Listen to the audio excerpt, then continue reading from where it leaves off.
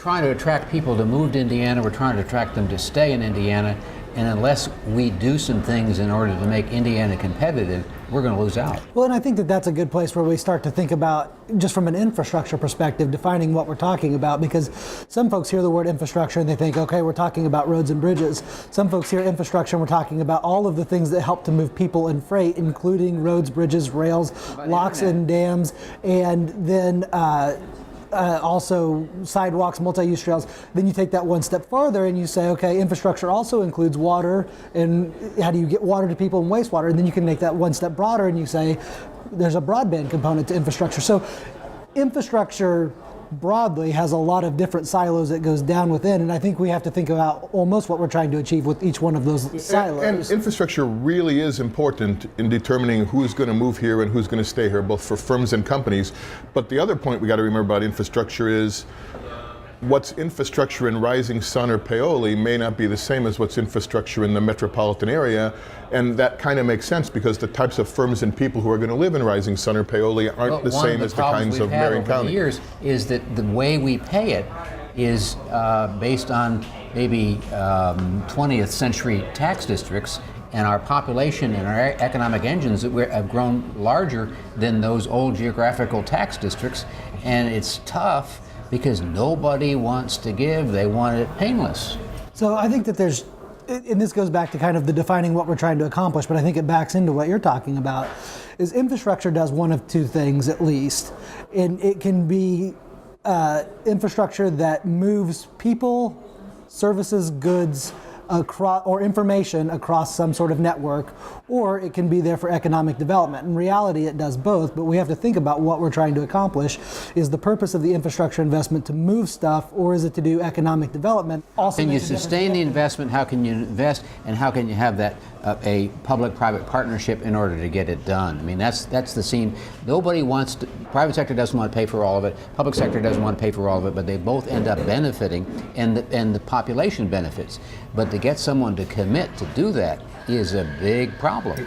And in part because I think oftentimes we think one step beneath the big question, and the big question is, what is it that we're trying to accomplish? What is it we're trying to achieve?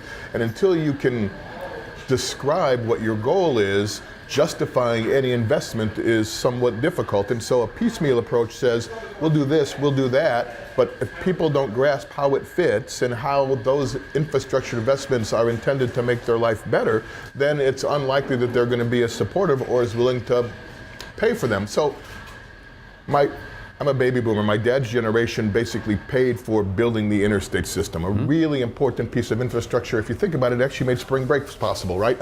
In the old days, it took 2.5 days to get to Florida. Now you can get there in 12 hours. They thought nothing about paying to build that interstate system. My generation, the baby boomers, we're reluctant to even pay for the maintenance of the bridges and the roads that my father's generation built. Well, wait a minute. We are all part of a university system, and we are producing folks with bachelor's, associate's degrees, advanced degrees, and they are searching for jobs. And if we don't create a climate in which those jobs can stay in Indiana or develop in Indiana, they're going to leave.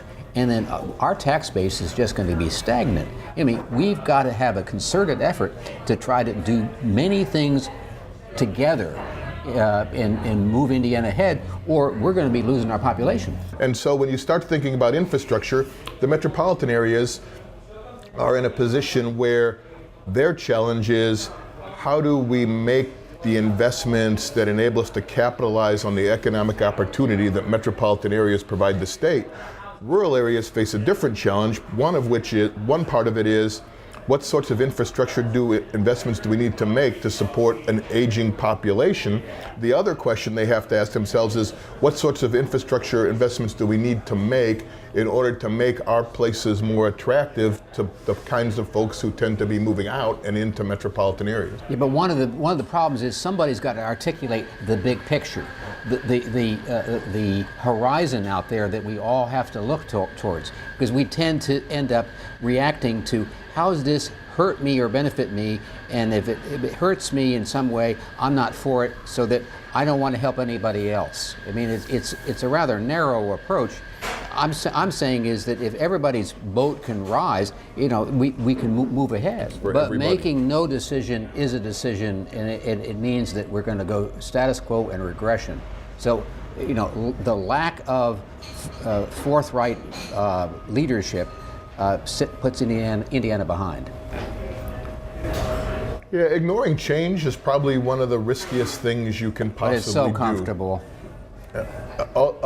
It is, and it's, I think, kind of a natural go-to position based on what generation you are. My mother-in-law constantly tells me the 1950s is the best time in the history of the United States, and I suggest to her that she should give me her cell phone and her remote control, and she says no, and then I say, gee, isn't 2010 or 2013 a nice time, right?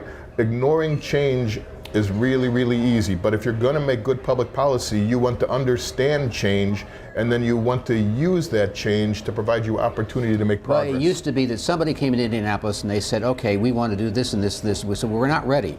So they waited. Today, if someone wants to come to invest in Indianapolis or Indiana, if we're not ready, it goes somewhere else instantly.